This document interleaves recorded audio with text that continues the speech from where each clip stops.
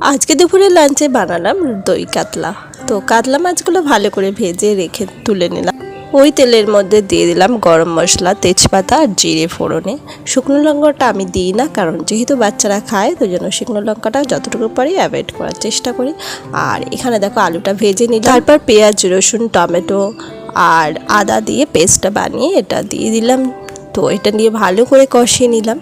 তারপর জিরে ধনে গুঁড়ো দিলাম, তারপর টক দইটা দিয়ে দিলাম।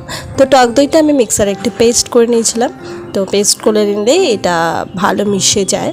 তো তারপর আমি মাছের ঝোলটা কমপ্লিট হয়ে গেল। আর এখানে দেখো আমি আমার লাঞ্চের থালাটা রেডি করে নিলাম। লাঞ্চে ছিল মাছ ভাজা নিয়েছিলাম, কাতলা মাছের একটা পেটি, আর এখানে পুঁই শাক ছিল।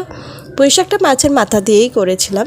আর মাছ ঝোল ছিল, যেটা হচ্ছে দই কাতলা। আর এটা একটু মাখো মাখো টাইপেরই করেছিলাম ঝোলটা। আর তারপর আমসত্ত্ব খেজুরের চাটনি। এটাই ছিল লাঞ্চের থালিতে। বাস, কেমন লাগলো লাঞ্চের থালিটা? আর চলো নেক্সট একটা ব্লগে তোমাদের সঙ্গে দেখা হবে। টাটা।